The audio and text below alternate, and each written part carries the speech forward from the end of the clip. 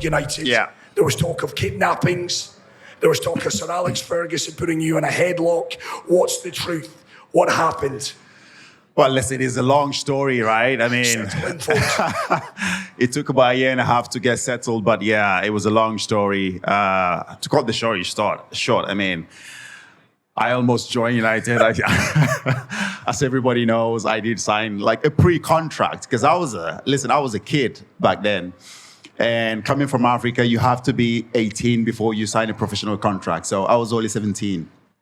And then I had to sign that contract with United. But then, of course... Come on, John, tell us the truth. Put your cameras away, tell us the truth. I did. No, I signed the contract, but of course, Chelsea sent me to Norway to study and then play football in Norway. So while I was there, United sent a contract with an agent from United to come to Norway. Obviously, they found out where I was because they were looking for me. So they found out where I was. They found out where I was. United, Fergie, as he always does, gets whatever he wants, whenever he wants it. Sent a massive contract for me to sign, and I saw the figures in the contract. I saw the contract. I was like, why not? And then of course, John, I remember it. You were there. Yeah. I signed number 21 shirt. Press conference. Yeah. Jimmy Ryan. Yeah. Fergie's longtime assistant. He flew to Oslo.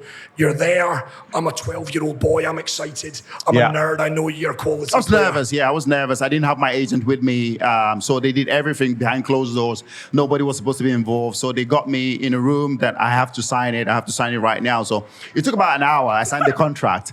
And then not knowing what I got myself into. And then Chelsea obviously heard about it, and everyone went, what the fuck? Roman went, what the fuck is going on here? Sent all his people down to Norway, to Oslo, and that's where the kidnapping started. And just for legal reasons. It wasn't really a kidnap, though, guys. Exactly. For legal reasons. Yeah. Roman, if you're watching this, he's only joking. You did not kidnap him. No, but I was taken away somewhere.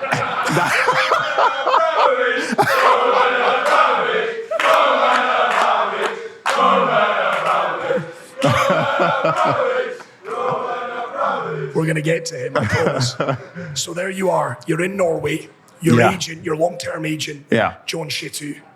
Pardon the pun here, but he is shitting himself. Yeah, he was, at this point. Because he failed in his job, and his one only job was to make sure that he keep me safe and to make sure I don't sign anywhere. Because, listen, when I was younger, a lot of the clubs were after me, and of course, so Chelsea had to make sure that nobody got to know where I was. And that's what happened. So I got taken away somewhere, and then I got flown down to London. And that's where the whole thing started. And that is where the whole thing started. Because there was a massive announcement in Norway by the police that if you know where Obi Mikel is, you have to call the police because he's been kidnapped. That happened like a nationwide, like on television. On television and on radios, John Obi Mikel exactly, has been kidnapped. Yeah. Holy shit. When in actual fact, you're in a 5-star hotel in London. I was, You're getting room service on Roman Abramovich's bill. You're living the life of Riley. I was. But obviously, listen, as a young player, as a kid back then, I wanted to play football. And for me, I couldn't play for United or for Chelsea. And I was just there. FIFA tried to get involved to get it sorted, and they couldn't. And then, of course, the FA then got involved. The English FA then got involved. And they invited Fergie down to London from Manchester because he said he wasn't going to budge. I have to play for United. He's not going to let me go. But then I've always said I wanted to play for Chelsea. And then he came down to London. I had a one-to-one meeting with him, locked up in a massive room. With Fergie. In the Football Association headquarters. Yes. You've got Fergie across from you. Yes, you know how Vladimir Putin sits there and everybody else sits there in a long table. That's how it was, It was Fergie looking at John Obi Mikel. Right there, I was sitting on the edge, he was sitting on the edge. And what's he saying to you? He said, listen, what is the problem? Why don't you want to play for Manchester United, the biggest club in the world? And back then they were winning. Of course, Mourinho just came in and Chelsea won back-to-back trophy. Yes. And I looked at it, obviously, Chelsea's going to be the next big thing, and Mourinho is the next big manager, and Fergie was getting towards the end of his career as well. So I thought, I want to play for Mourinho. And for me, went into the meeting, everything he said, my agent was outside. So before I went in, he said, whatever he says to you, just do this. Don't say a word, just do this. And that's what I did. So it took 30 minutes. And I could see Fergie getting more red and red, getting angry, like, what is it? Is it more money? I will give you more money. You have signed for United. I was like, no, it's not about money. I just want to play for Chelsea. And yeah. And I know I've said this to you, and a lot of people actually, I was talking to Barry earlier, I think one of you out there had this question for John.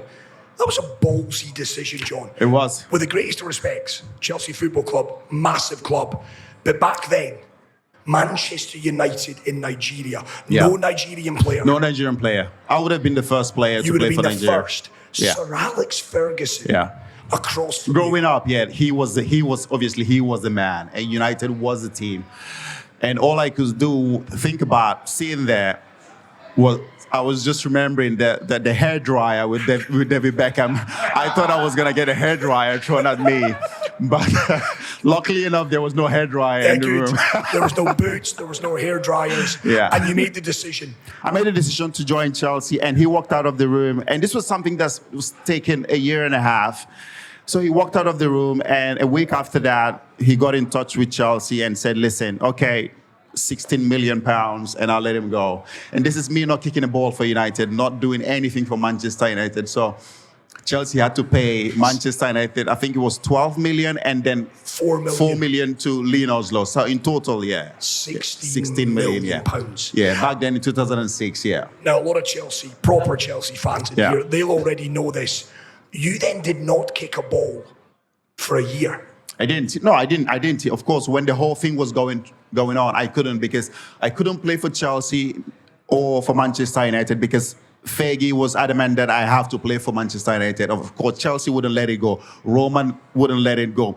Mourinho was like, this is my boy. I want him to come to the club. So it was a massive tussle. And the whole thing as well, when I came to London, I had a secret meeting with Jose, which I wasn't supposed to.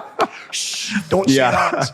You're gonna get another points deduction or something after that. Yeah, exactly. Yeah. But you met Jose, and he just convinced you, you're my guy. Yeah, so I met Jose. So I came out of my apartment in London where I was put by Chelsea, and I got into a car. So the car drove like 2-3 miles away or kilometers away. So dropped me off and said, get into that car. It was like a proper Russian mafia thing. And I got into that car. So he drove me to somewhere else. I got into some other car.